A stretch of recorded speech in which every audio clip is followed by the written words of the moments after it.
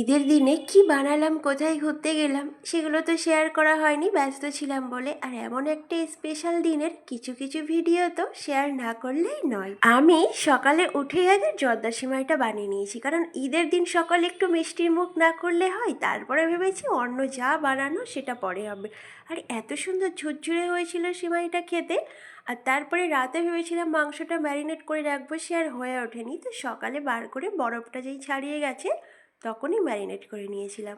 যা যেখানে মশলা ছিল সবই দিয়ে নিয়েছিলাম। আর এদিকে আমার আদা রসুন বাটাটা রেডি ছিল না, তো আগে ভাবছি এই মশলাগুলো দিয়ে রাখি, ওটা রেডি করেই তারপরে দিয়ে দেবো। ঈদের দিনে প্রতি বছর আমি বিরিয়ানি করি দুপুরবেলা খাওয়ার জন্য, বাড়িতে খুব পছন্দ করে বিরিয়ানি, সেই জন্য। আর তারপরে এই যে দুধটা চাল করে নিচ্ছি, এটাতে লাচ্চা ভিজাবো বলে। লাচ্চাটা সকালে ভিজাবো না, কিন্তু দুধটা খারাপ হয়ে যায় কি, যেহেতু লিকুইড দুধ ছিল সেই জন্য। বিরিয়ানির আলুগুলো কুকারে দিয়েছি যাতে তাড়াতাড়ি হয়, গলে যাবে। আর তারপরে ওপাশ থেকে দেখছি বাপরে এত এত খাবার দিয়েছে। আমার যা বানিয়েছে জর্দা সিমাইটা সবুজ কালার বানিয়েছি, সবাই কমলা করে। তো যাই খুবই ভালো হয়েছিল খেতে। আর এই দেখুন চিকেনটা একটু ভেজে নিয়েছি ম্যারিনেট করার পর, আলুটা ওইদিকে আমার ভাজা হয়ে গেছে। ভিডিওটা খুবই শর্টভাবে করেছি, কারণ ঈদের দিন একবার যাচ্ছি ঘর গোছাতে, একবার আসছি রান্নাঘরে, সেই জন্য অনেক শর্টভাবে ভিডিও বানিয়েছি। যাই হোক, এইবার মাংসটা বসিয়ে দিচ্ছি।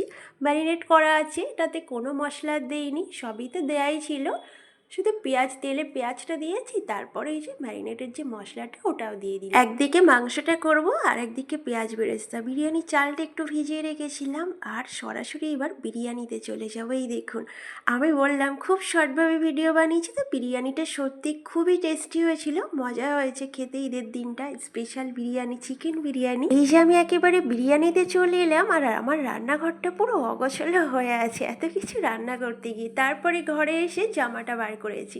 যদি হোক ভাইরাল চুড়ি কিনেছি এবছর, বারবার চোখ পড়ছে, বারে বারে ঘরে আসছে চুড়িগুলো দেখছি। আমি যেদিন থেকেই চুড়িগুলো কিনেছি অনেক বার করে করে দেখেছি। এটা আমার ছোটোবেলা থেকে অভ্যাস, জামা সাজের জিনিসগুলো বার করে দেখা। তো যাই হোক, আমার অনেক কাজ আছে, সময় নেই এখন জামা পরা। খাওয়া দাওয়া শেষে 3টার দিকে রান্নাঘরে চলে এসেছিলাম ডিমের পিঠা বানাতে। ডিমগুলো একটু ফেটিয়ে নিলে ভালো ছিল, কিন্তু এটাতেও সমস্যা নেই, কারণ আমার সময় ছিল না। ভেবেছিলাম ঝাল ঝাল কিছু একটু রাখার দরকার মিষ্টির সঙ্গে, কারণ সন্ধ্যাতে একটু কিছু মানুষজন আসার কথা ছিল।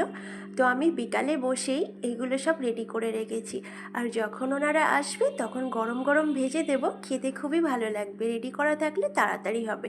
এই যে ভাজার পর দেখুন, এটা রমজানের ভিতরে আমি ইফতারেও একদিন বানিয়েছি, তখন চিকেন দিয়ে, আর এটা আজকে ডিম দিয়ে। আর সন্ধ্যার পরে যে মানুষজনগুলোর আসার কথা ছিল ওনারা লেট করে ফেলায় আমার ননদের বাড়ি এসেছি প্রায় 9:30-তে আমার গুছিয়ে আসতে, কারণ আমার পাশেই যে ননদটা থাকে প্রতি বছরই ওর বাড়িতে আসি। আর এসে দেখুন ওর এত কিছু খাবার বানিয়েছে কি বলবো, কিছু মিষ্টি বানিয়েছে বাড়িতে একদম দোকানের মতো। আমার ডিম সিদ্ধটা দেখে লোভ হচ্ছে খুব। আর এই যে কালাকাদের মতো দেখতে সন্দেশ টাইপের, এটাও বাড়িতে বানিয়েছে। এদিকে জর্দা আছে। ঈদের দিনটা আমাদের এখানে এলে খুব ভালো লাগে, এখানে ঈদ ঈদ বলে মনে হয়, পরিবেশটা ভালো লাগে। তারপরে এই দেখুন বাড়ি এসেছি। তো ভিডিওটা এই পর্যন্তই। ঈদের দিনটা কেমন কাটলো আপনাদের মাঝে শেয়ার করলাম। তো ভিডিওটা কেমন হয়েছে সবাই জানাবেন। সবাই ভালো থাকবেন, সুস্থ থাকবেন।